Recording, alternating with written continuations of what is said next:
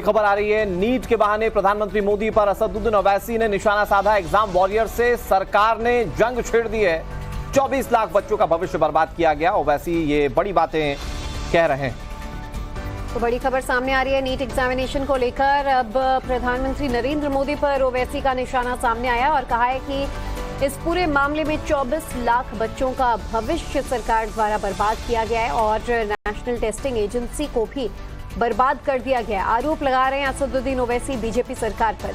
तो देखिए, इससे पहले कांग्रेस ने बीजेपी को घेरा था, सरकार को घेरा, और अब एआईएमआईएम चीफ असदुद्दीन ओवैसी ने नीट एग्जामिनेशन को लेकर केंद्र पर हमला बोला है।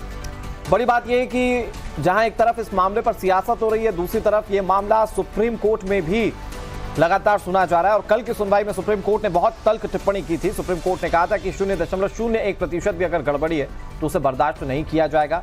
बच्चों के भविष्य को लेकर सुप्रीम कोर्ट ने संजीदगी दिखाई थी और जो तमाम टिप्पणियां थी वो इस ओर इशारा कर रही थी कि कार्रवाई बड़े पैमाने पर होगी, बच्चों के भविष्य को बर्बाद नहीं किया जाएगा। लेकिन इन सब के बीच में असदुद्दीन ओवैसी ने निशाना साधा। पीएम नरेंद्र मोदी उनके निशाने पर थे।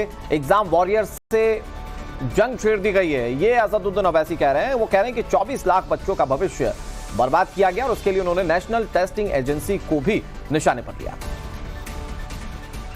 बोर्ड एग्जाम से पहले नरेंद्र मोदी आ जाते टीवी के ऊपर, बच्चों को जमा करते और बच्चों को क्या एडवाइस देते, आप एग्जाम वॉरियर है।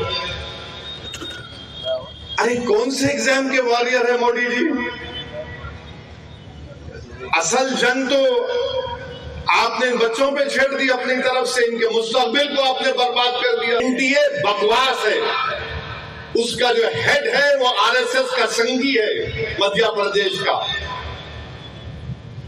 इन लोगों को मतलब ही नहीं है। ये संगियों को क्या मालूम मेडिसिन क्या होता, टेक्निकल क्या होता, जो खुद उनके ताल्लुक रखने वाले जो सेवक हैं, जो मुल्क के वजीर आजम बन गए, वो खुद बोले कि भाइयों बहनों, मुझे लगता है कि मैं अपनी माँ की कोख से पैदा नहीं हुआ। मजलिस इस बात का हुकूमत से, मोदी से मुतालबा करती है कि ये नीट दोबारा होना चाहिए और जब दोबारा होगा तो सुप्रीम कोर्ट इसको मॉनिटर करे। एनटीए नहीं कर सकता, एनटीए बर्बाद हो चुका है।